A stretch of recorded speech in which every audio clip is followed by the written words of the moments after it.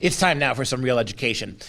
In this build-up week before St. Valentine's Day, when everybody's thoughts turn to, well, if you're the public schools, race, but I suppose anybody else's thoughts turn to love, I wanted to consider some sonnets. The sonnet, of course, down through the ages has become the form for love poetry. And we've started the week by looking at some serious love poems from some of the great sonnet writers in the English tradition.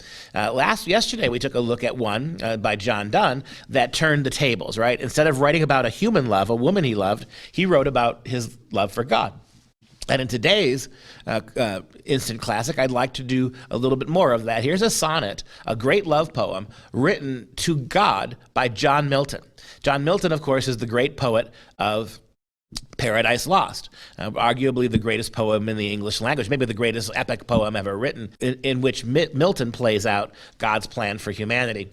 And in this short little sonnet, this great poet had just lost his eyesight. I mean, imagine having to write something like Paradise Lost when you are blind. In fact, Milton was going to have to do that. But right after he lost his eyesight, he decided to write a poem to God in which he was calling God out. Right? The one thing you made me to be was a poet, and then you take my eyes. But there's a wonderful catch in the sonnet, so take a look at it. It begins in a way we would expect. He's asking God. He's urgent, right? When I consider how my light is spent, ere half my days, I'm not even haven't reached half my earthly days, and you've already taken my eyes from me, right? When I consider how my light is spent, ere half my days in this dark world and wide, and that one talent which is death to hide, now lodged with me useless, though my soul more bent to serve therewith my Baker, and present my true account, lest he returning chide, doth God exact day labor light denied? And that first part of the poem, the first 8 lines is really beautiful, right? You took my eyes, my heart wants to serve you with the one gift you gave me. You made me a poet, but how can I be a poet if I can't see to read?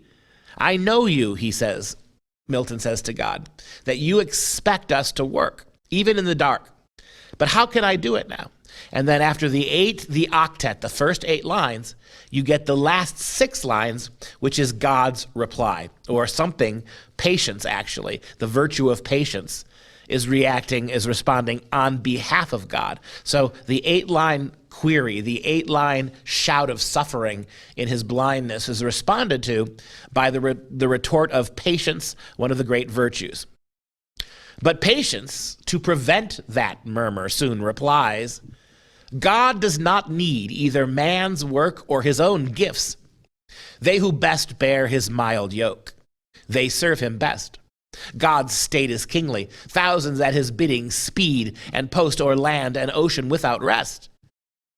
They also serve who stand and wait. Don't you understand, Patience says? God has hosts of angels to carry out his commands. He doesn't need you, John, or your poetry. If God only were to call you to stand and wait for him to come again, then standing and waiting would be enough. And that taught Milton that lesson, right? And in spite of his handicap, he went on to write, with a lot of help, but he did it, Paradise Lost.